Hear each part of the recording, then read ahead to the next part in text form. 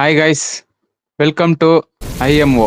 இன்னைக்கு நம்ம பார்க்க போற படம் வந்து பாத்தீங்கன்னா, நம்ம விக்ரம் சார் அவரோட நடிப்புல நடிச்சு வந்த வீர தீர சூர படத்தை பத்தி ரிவ்யூ தான் பார்க்க போறோம்.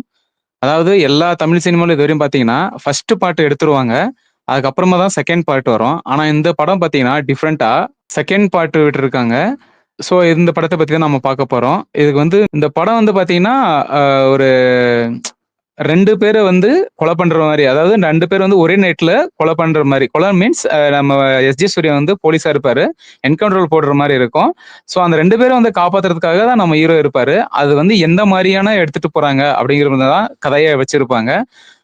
நல்லாவே இருக்கு. மியூசிக் வந்து பாத்தீங்கன்னா, ஜி.வி. பிரகாஷ் தெறிக்க விட்டுருக்காரு. 2 சாங் வந்து செம்மையா போட்டிருக்காரு. படத்தோட பிளஸ் ஃபர்ஸ்ட் பார்ப்போம்.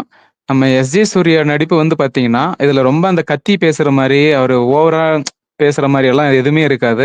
நார்மலா அவர் வந்து ஒரு ஷட்டலான ஒரு நடிப்பு அதில வெளிப்படுத்தியிருக்காரு. பட் ஆனா நல்லா இருக்கும். பட் பழைய எஸ்.ஜே. சூர்யாவ நம்ம வந்து மிஸ் பண்ற மாரி இருக்கும். எனக்கு அந்த மாரி ஃபீல் ஆச்சு.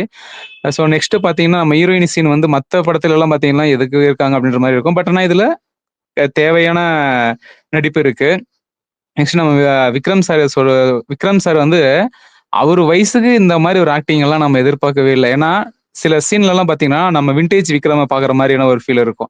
அந்த அளவுக்கு நடிச்சிருப்பாரு. அவரோட அந்த பாடி சரி, எல்லாமே வேற லெவல்ல இருக்கும்.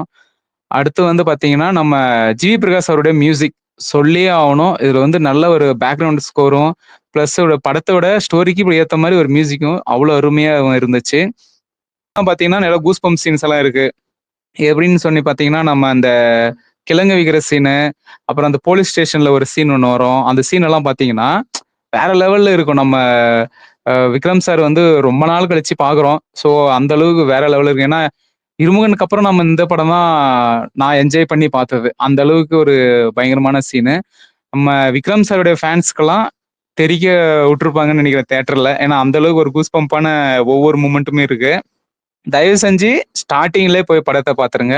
ஏன்னா, ஸ்டார்ட்டிங்ல 5 நிமிஷம் மிஸ் பண்ணீங்கன்னா, கதை வந்து புரியாது. ஏன்னா, இது செகண்ட் பார்ட் அப்படிங்கிறதுனால டைரக்ட்டா கதைக்குள்ள போயிடுறாங்க.